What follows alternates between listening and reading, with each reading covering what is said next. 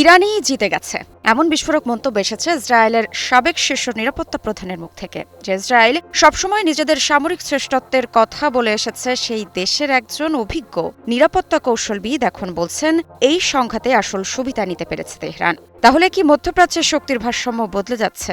যুক্তরাষ্ট্র কেন হঠাৎ করে যুদ্ধ থামানোর চাপে?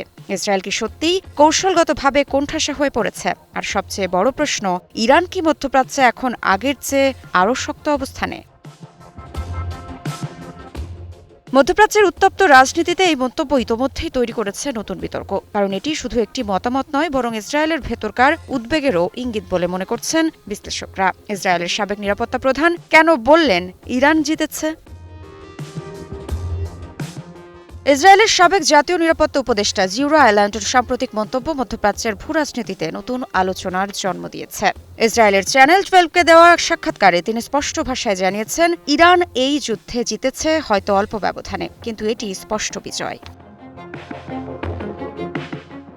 এই বক্তব্য এমন এক সময় এলো যখন ইসরায়েল ও ইরানের সাম্প্রতিক উত্তেজনা নিয়ে আন্তর্জাতিক অঙ্গনে ব্যাপক আলোচনা চলছে। সাধারণত ইসরায়েলি নিরাপত্তা কর্মকর্তারা প্রকাশ্যে এমন স্বীকারোক্তি খুব কমই দেন। ফলে আইল্যান্ডের মন্তব্যকে অনেকে ইসরায়েলের অভ্যন্তরীণ নিরাপত্তা মূল্যায়নের প্রতিফলন হিসেবেও দেখছেন। বিশ্লেষকদের মতে ইরান এই সংঘাতে সামরিকভাবে সম্পূর্ণ আধিপত্য না দেখালেও কৌশলগতভাবে নিজেদের অবস্থান ধরে রাখতে সক্ষম হয়েছে। বিশেষ করে ইরানের রাজনৈতিক ও সামরিক নেতৃত্ব পুরো সংঘাত জুড়ে অটুট ছিল, যা তেহরানের জন্য বড় বার্তা হিসেবে কাজ করেছে।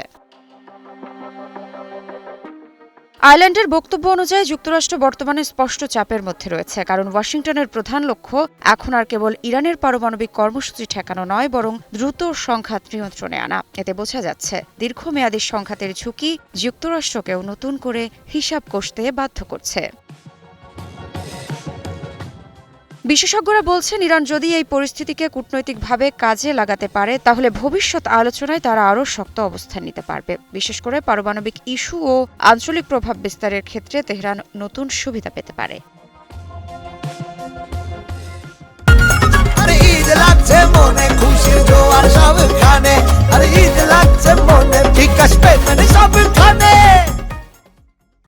অন্যদিকে ইসরায়েলের জন্য এটি শুধু সামরিক নয়, মনস্তাত্ত্বিক চাপও তৈরি করতে পারে। কারণ দেশটির নিরাপত্তা নীতির মূল ভিত্তি হল প্রতিপক্ষকে দ্রুত ও শক্তভাবে দমন করা। কিন্তু যদি সংঘাতের পরও প্রতিপক্ষ নিজেদের বিজয় দাবি করতে পারে, তাহলে সেটি ইসরায়েলের কৌশলগত ভাবমূর্তির জন্যও প্রশ্ন তৈরি করে। সবাই মিলিয়ে জিওরা আইল্যান্ডের এই মন্তব্য মধ্যপ্রাচ্যের চলমান সংঘাতকে নতুন মাত্রা দিয়েছে।